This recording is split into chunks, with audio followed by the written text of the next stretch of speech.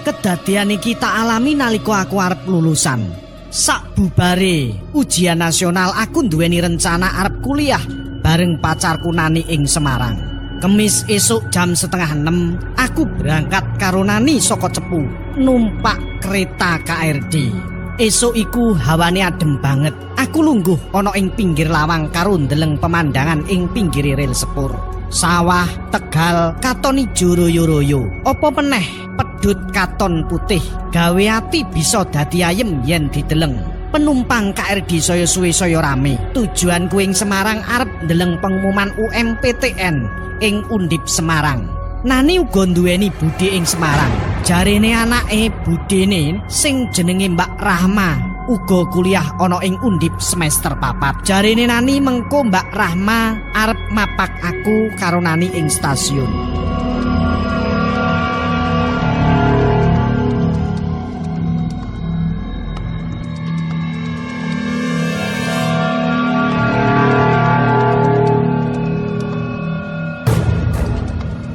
Jam 9:30 esuk aku teko ing stasiun Poncol Semarang.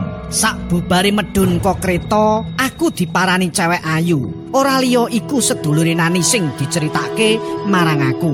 Nani banjur ngomong, "Mbak Rahma, piye kabare? Wis suwe ta anggone ngenteni?" Jawabe Mbak Rahma, "Kabarku apik-apik wae.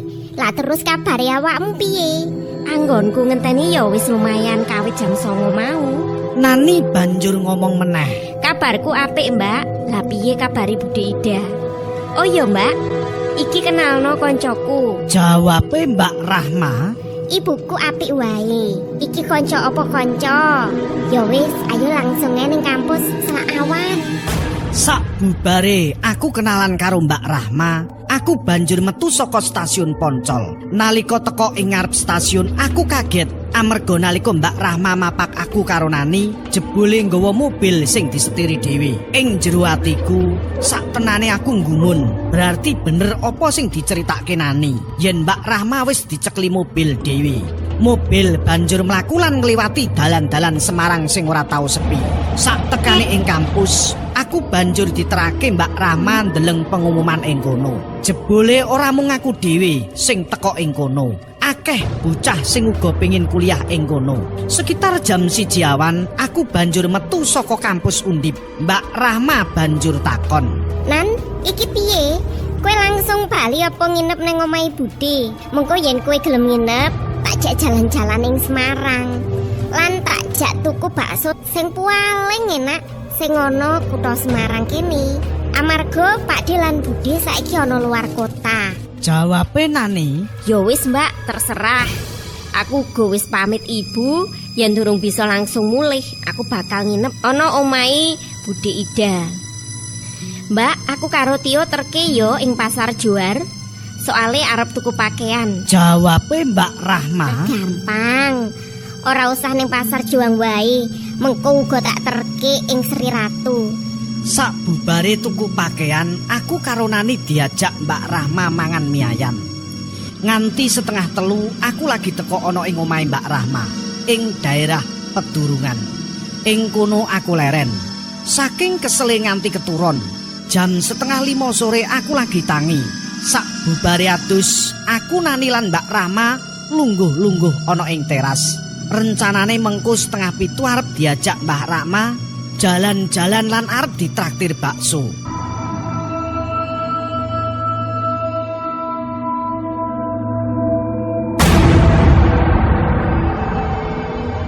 Wengi iku malem Jumat, nanging Semarang tansah rame. Apa meneh ing Simpang 5, ramene ra karuan. Beda karo simpang Pitu Cepu, ramene yen amung malam Minggu. Ora mung simpang 5 wae, nanging aku diduduhake Lawang Sewu, Tugu Muda lan liya-liyane. Akhire mobil Mbak Rahma mandheg ing ngarep depot bakso. Aku nani lan Mbak Rahma langsung mlebu ing depot bakso. Panggone mung biasa wae, ora katon istimewa. Nanging sing tuku ana ing kono rame banget, nganti-nganti aku rauman panggonan. Ora ana panggon kosong ing kono, anane mung ing pojokan. Aku nani lan Mbak Rahma banjur lungguh ana ing kono. Mbak Rahma langsung pesen bakso spesial 3 karo es degan.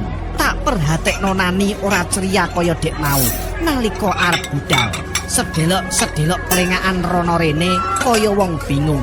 Aku banjur takon, "Ana apa to, Nan?" Jawabe Nani, Mbah ra ngertian, aku nek kene merinding kabeh, guluku rasane mengkorok. Aku banjur jawab, "Wis, ora usah dipikir, iku cuman perasaanmu wae." Nani banjur ngomong meneh karo mbisiki aku. Ing pojokan sisih kidul kono lho, ana pocongan yang lagi ngobok-ngobok baksone wong sing mangan. Aku banjur plengakan, ning ora ana apa-apa. Nani banjur mepet lan lungguh jejer aku merga wedi. Mbak Rahma banjur takon, Ana apa, Nan?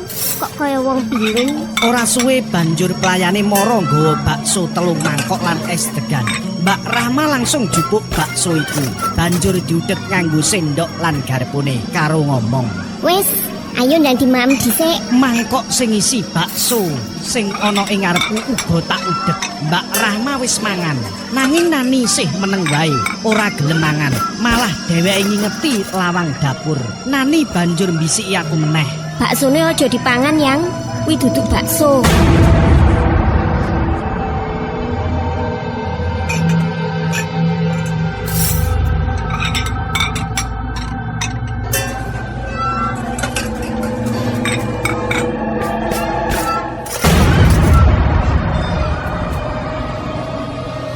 nanging aku ora gatek pentol bakso iki banjur tak pangan.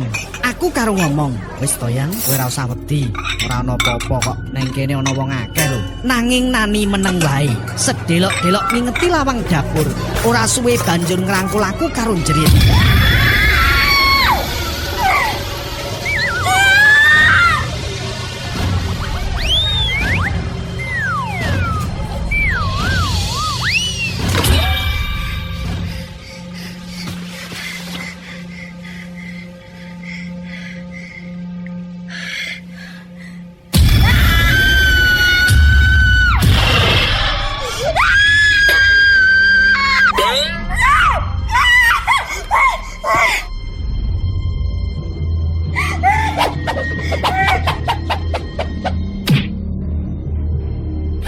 Aku Mbak Rahma lan wong liya-liyane sing ana ing kono padha kaget amarga Nani jerit-jerit banjur semaput ora eling apa-apa. Nalika iku aku go bingung, banjur ditulungi pelayane dikon nggawa ing ruang lobi utawa kamar cilik ing jero depot kono.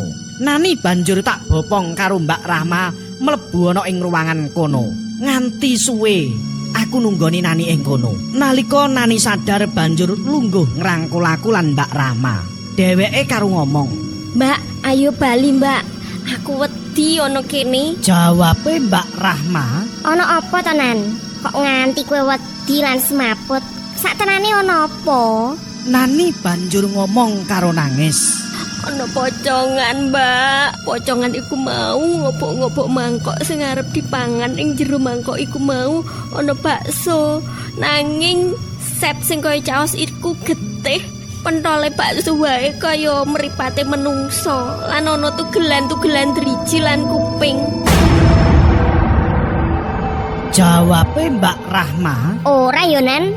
Sing tak pangan iku mau bakso. Menapa wae kowe keselen nganti halusinasimu mikir sing ora-ora. jawabe Nani, Mbah, Mbak, nanging aku wedi. Amarga sing ana ngarepku mau kayane ora tapi bathoke menungso. Apa maneh pocongan sing mono iku mau ngarep raine gosong separo, Mbak. Irung lan lambene bosok. Mripate sing siji mendolo, sing sijine merem. Wedi aku, Mbak.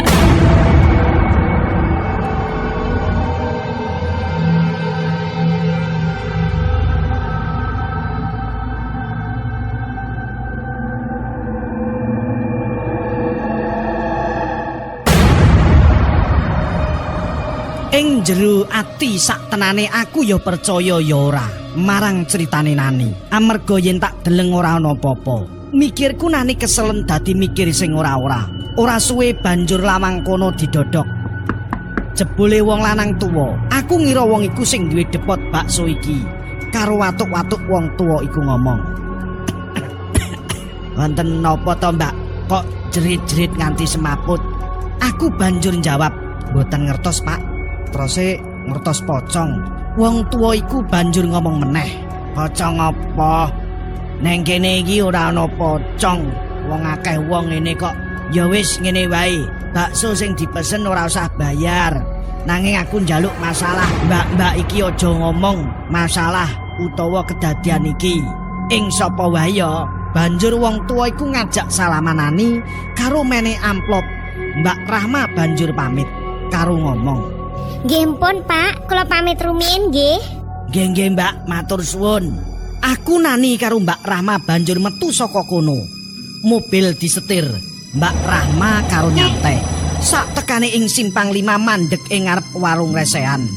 Mbak Rahma banjur metu tuku sego. Aku karo Nani isih ing jero mobil. Nanging Nani wis ora wedi meneh kaya ing depot mau. Ora suwe Mbak Rahma banjur balik nggawa sego bungkus karo ngomong, Wis ora usah dipikir Nan kedadian sing mau. Iki tak tukokke sego gimbal. Kowe mesti durung pernah ngrasake sego gimbal iki to? Aku karo Nani mung mesam-mesem. Ing jero batin aku ya nggumun. Panganan kok jenenge aneh. Sak tekane ngomah, aku Nani karo Mbak Rahma banjur mangan sing jenenge sego gimbal. Jebule ya padha wae, mung bedane sing jenenge sego gimbal adu lawuh lan sambele rada akeh. Jam 10 kliwat aku banjur mlebu ana ing kamar. Nani turu karo Mbak Rahma ana ing kamare Mbak Rahma. Kamar sing tak nggoni turu ora adoh saka kamare Mbak Rahma.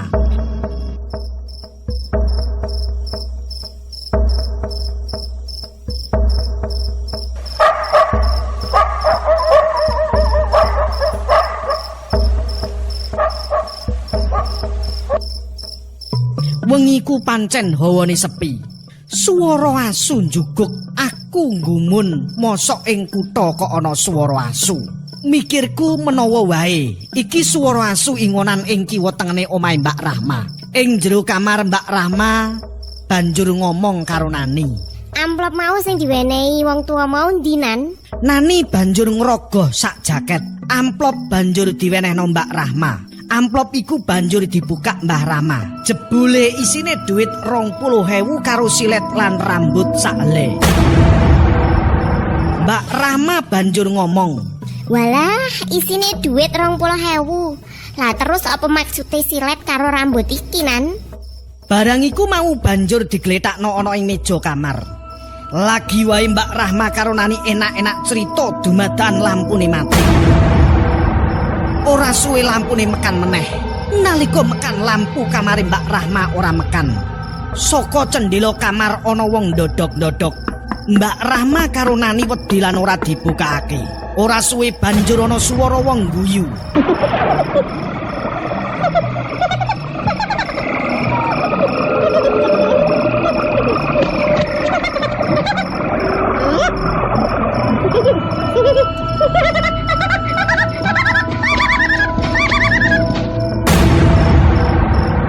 Saka pojokan kamar ana pocongan sing morine jibrat getih lan raine gosong.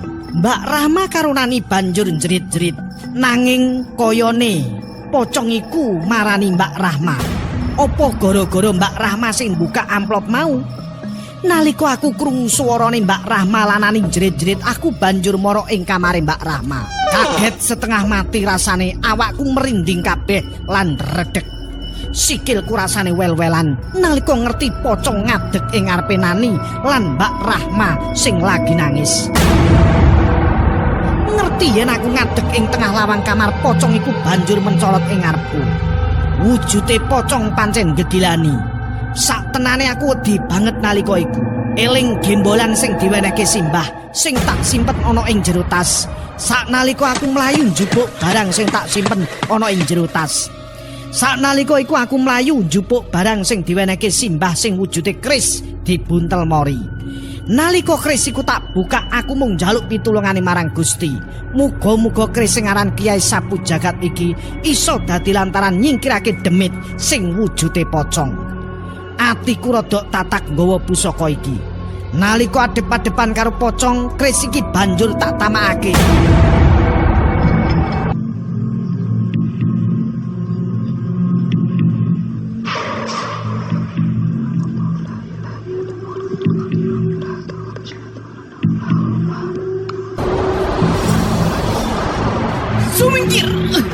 Sumingkir, opo kang olodo lunga?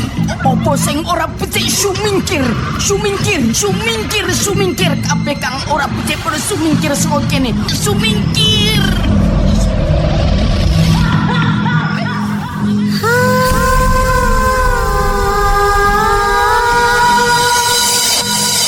Saknalika pocong iku langsung ilang.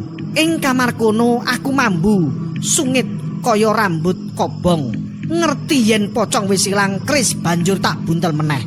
Nani lan Mbak Rahma banjur turu tak tunggoni amarga wedi. Esuk iku mau nalika wis padha tangi, aku krungu kabar dikandani Mbak Rahma. Depot bakso sing ndek bengi-bengi kuwi jari kobong. Mbak Rahma krungu kabar saka radio. Iki kedadian nalika aku ing Semarang.